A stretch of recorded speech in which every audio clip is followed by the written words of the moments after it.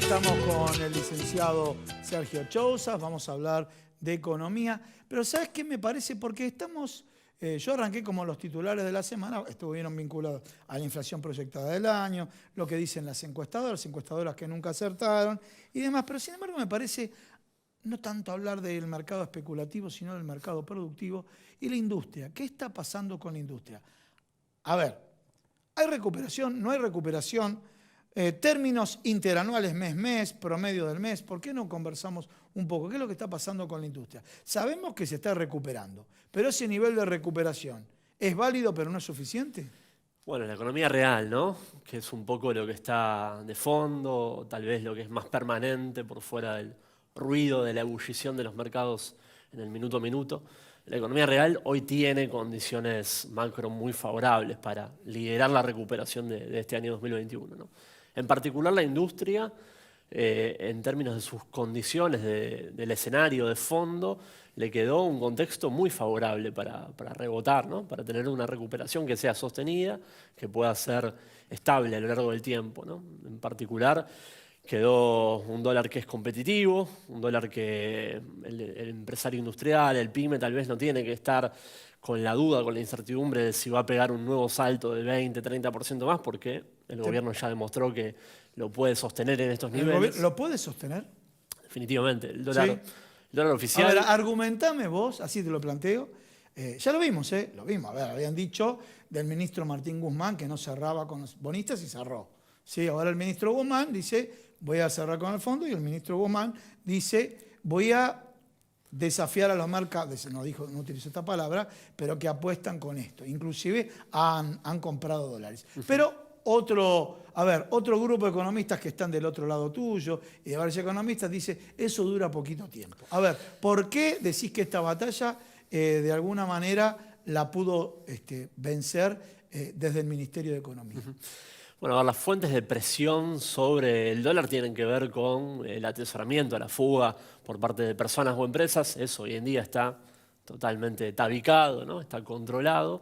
Y después, cuando hay incentivos a comprar, a traer del exterior más productos que los que se terminan exportando. La verdad que no es el caso, por dos razones. En primer lugar, porque también las importaciones, sobre todo las de bienes finales, están siendo administradas. Hace un par de semanas salió una normativa del Banco Central exigiendo a las empresas importadoras de productos finales, de bienes lujosos, algunos bienes de lujo como yates, embarcaciones, autos de lujo y algunos otros productos finales que obtengan financiamiento previo a pedirle los dólares al Banco Central, un financiamiento de 90 días, con lo cual eso desincentiva un poco, A ver, ¿no? ¿cómo? Explícanos un poco. A ver, en esos bienes suntuosos, ¿el financiamiento de dónde? ¿Desde el exterior? Claro, previo a ir a pedirle en ventanilla al Banco Central los dólares para poder importar esos ¿Querés tener bienes. un bien lujoso?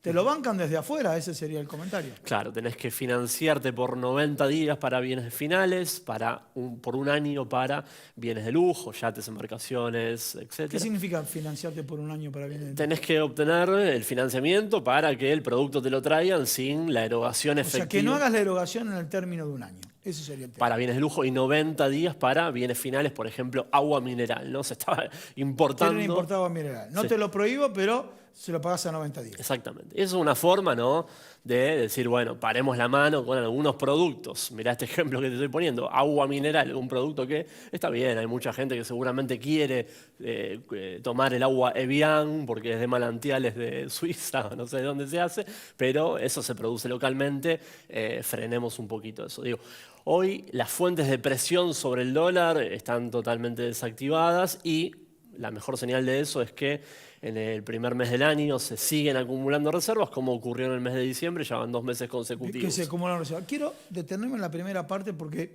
mi labor periodística es escuchar todas las voces, ¿no es cierto? Más allá que uno conoce las intenciones del gobierno, que uno sí comparte, pero hay que escuchar todas las voces. Dicen algunos importadores de productos que no están acá, están frenando mucho las importaciones y son productos que no se fabrican en Argentina. Bueno, siempre hay tensiones, ¿no? Digamos, manejar un mecanismo de ordenar correctamente toda la posición arancelaria nacional, que es muy amplia, no es algo sencillo técnicamente. También, digámoslo, hay bastante lobby, ¿no? Digamos, hay muchos empresarios Sí. que tal vez instalar malestar les es funcional a una estrategia de, bueno, obtener mayores liberaciones. El hecho es que para provisión de insumos, para piezas, partes, para maquinaria incluso, no hay ningún problema, ¿no? Y cuando hay escasez, hay que administrar. Y esa administración hoy en día exige poner prioridades. A ningún empresario que tenga que traer un insumo o algún bien intermedio le ha faltado los dólares como para importar, ¿no? De hecho, justamente se están cuidando de no desaprovecharlos, no tal vez tener un comportamiento dispendioso en otras órbitas para poder proveer a esos sectores que producen.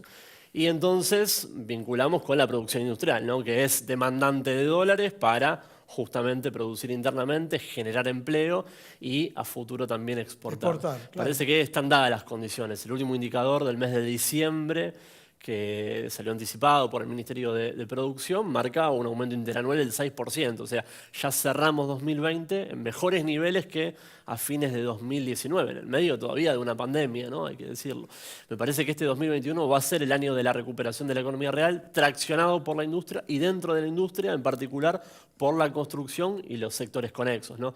Metalmecánica, siderurgia, algo de automotriz también, que automotriz está teniendo también muy buen desempeño también en materia exportable. Sí, la industria automotriz está desarrollando Sí. el mercado local y el mercado local. En el mercado local para exportar al mundo, Sí. ¿no? La semana pasada el Ministerio de Desarrollo Productivo sacó una disposición para eliminar las retenciones, los derechos de exportación sobre todo el incremental que en 2021 vendan al exterior por encima de lo que vendieron en 2020. Claro, 2020 fue un año de pocas exportaciones en todo el mundo, no solamente en Argentina, con lo cual todo lo que en exceso vendan en este año no va a pagar retenciones, lo cual para el sector, ¿viste?, le da mucha competitividad, es un impulso muy importante para generar divisas. Le agregamos y le agregamos un tema, el sector, en general todos los sectores, con mano de obra en dólares, lamento decirlo, barata, porque esto fue fruto del trabajo los últimos 4 años,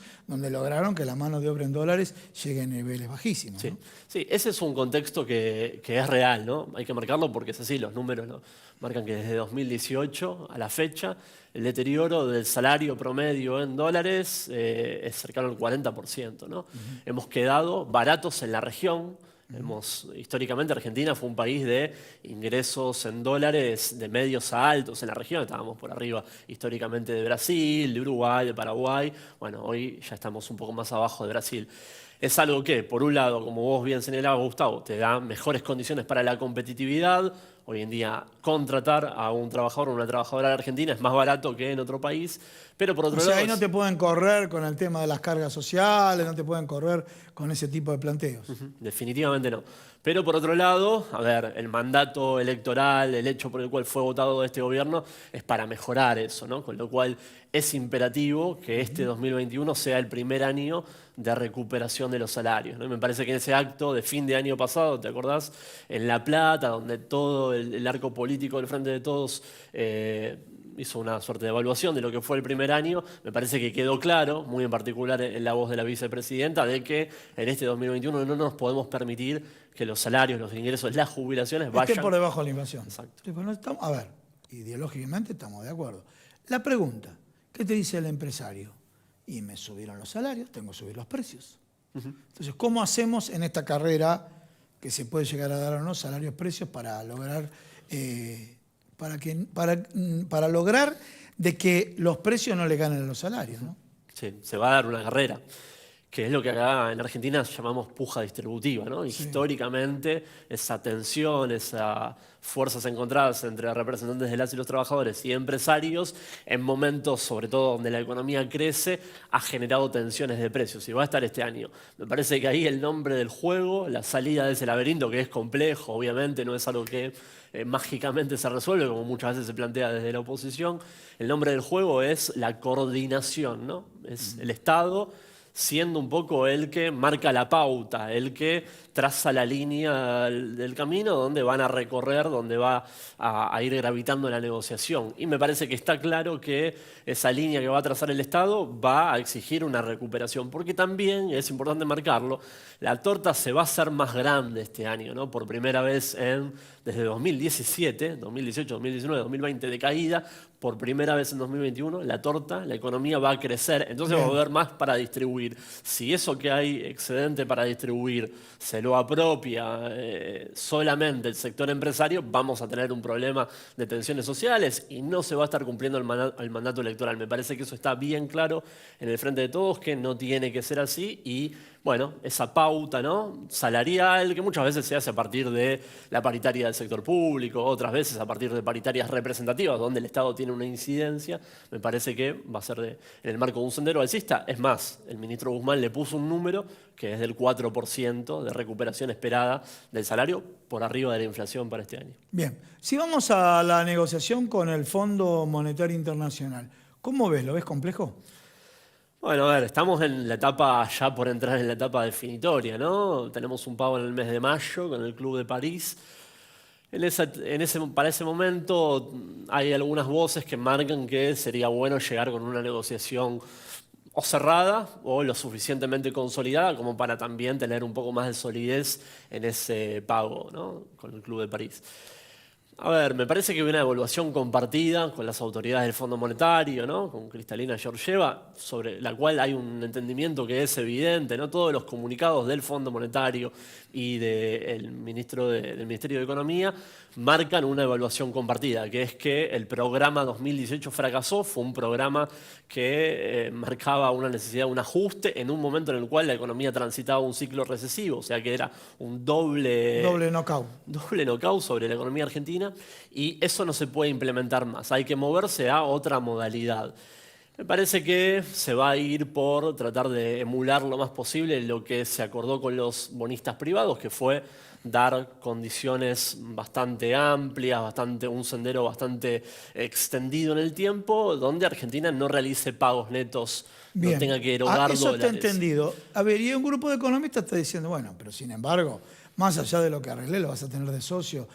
A ver, el contrato no lo hizo este gobierno con el fondo, lo hizo el gobierno anterior, pero lo vas a tener como socio varios años que te van a monitorear y van a seguir con sus recetas. Y la pregunta es, ¿lo tenés como socio y van a seguir con sus recetas? Sí, a ver, va a estar auscultando las cuentas públicas del Fondo Monetario, ¿no? Y de hecho, a ver, no hay ninguna cerrazón ideológica en el gobierno que tenga una mirada negativa sobre el artículo 4, ¿no?, que exige el Fondo Monetario, sobre los países realizar una evaluación anual de sus cuentas públicas. Mientras el programa sea ideado y sea ejecutado por esta administración y no sea digitado enteramente por el Fondo Monetario, yo no creo que hayan tensiones.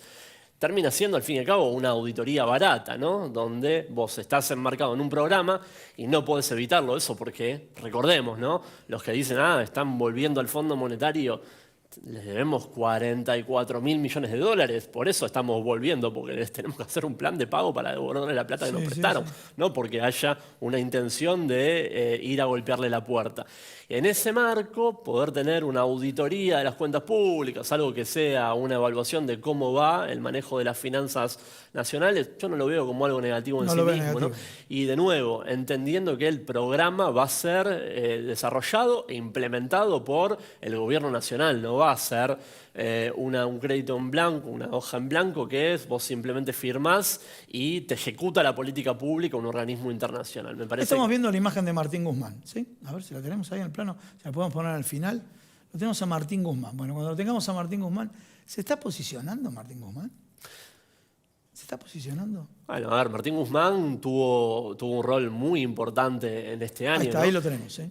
Sí. Entendamos que además de la renegociación con los acreedores privados, que logró reducir el valor presente neto de la deuda en 37.000 millones de dólares, Bueno, cuando pudo abroquelar detrás suyo a el manejo de la economía, en el mes de octubre, cuando se había producido esa tensión cambiaria tan importante, ¿no?, que derivó en la corrida, y ahí se encolumnó toda la jefatura económica detrás de su figura. Vamos a recordar a la gente, a ver, señores, en ese momento cuando estaba la corrida, el dólar el blue se va a 200, está en 160, ¿no? Para no festejar nada, ¿no? Pero está en 160 la corrida, y en un momento no fue cuánto fue el pico. ¿Cuánto fue el pico máximo? 195 el blue. 195, ¿no? Pero ya era así. Yo me acuerdo que hablaba cualquiera en la calle, se va a 200 y traccionando, no tengo precios, no tengo valor de reposición, ¿no? Obviamente hay grupos que empujan y traccionan en esa dirección, y fue una batalla que hasta ahora la pudo soportar el ministro Martín Guzmán, ¿no? Sí, yo creo que ahí, independientemente de la figura en sí... La figura, ¿por qué te hago esta pregunta? Porque hubo cambios en el Banco Central donde hay gente que pertenece al equipo de Martín Guzmán. Sí, hubo cambios también al Ministerio de Economía donde fue gente del equipo de Martín Guzmán. O sea que está posicionándose de una manera más sólida, e incluso te diría, y esto es una opinión personal, incluso te diría, cuando fue invitado por Paolo Roca, yo lo vi un Martín Guzmán que a Paolo Roca le planteó: nosotros vamos a implementar la política económica, no obstante a que de alguna manera cuenta con, digo yo, con algo de apoyo de algunos grupos económicos. Sí, yo creo que independientemente de cuál sea la jefatura, la lección aprendida de incluso los años previos de la administración anterior es que una balcanización de las decisiones económicas no lleva a buen puerto, ¿no? Cuando se termina partimentalizando la jefatura económica en, bueno, vamos a entrar a la FIP, no termina funcionando. Por eso hoy eso está bien ordenado. Y me parece que sí es, a nivel personal, una figura que transmite tranquilidad cada vez que habla. Bueno, tiene una solvencia impresionante. Es el más heterodoxo de los ortodoxos y más ortodoxo de los heterodoxos. A mí me gustó esa frase, para ir cerrando. A ver, es el más heterodoxo de los ortodoxos. Se lo había dicho Alberto. Y más ortodoxo de los heterodoxos. Cuando él lo describe, Alberto, previo incluso a asumir esta gestión, lo describe de esa forma, ¿no? Porque, a ver, independientemente de lo que uno piensa, de su cosmovisión, cuando vos manejás la economía de un país, todo el ropaje, ¿no?, de ese bagaje previo teórico, conceptual, lo tenés que dejar un poco al lado. Ir a los resultados. Ir al pragmatismo, ¿no? Ir a los bifes, pragmatismo, los bifes. Ser ecléctico en el uso de las herramientas económicas. Por eso, bueno, pero tenemos que cerrar, me están diciendo que el tiempo es tirano y demás. Pero cuando tenemos un grupo de economistas de los ortodoxos, donde un Melconian, bueno, un Broda y demás, donde generalmente los términos futbolísticos, el alto perfil, ser cancherito, el cheronca argentino, eso paga mucho en los medios de comunicación, y él agarra, le contesta a Paolo Roca: el gobierno va a hacer lo que le parece correcto. Y se lo dice un monstruo, ¿no? A Paolo, monstruo me refiero del punto de vista de lo que representa los grupos económicos atrás, ¿no? Bueno. Sí, y me quedo con una definición que dio en ese momento en particular, donde, bueno, él estaba recibiendo a todos, estaba negociando, pero lo que siempre afirmaba es que el mandato económico es producto del voto popular y lo tiene el Ejecutivo, ¿no? Él no puede gobernar para intereses sectoriales. Tiene que armonizar los intereses sociales de los que lo votaron. Muchísimas gracias. Gustavo.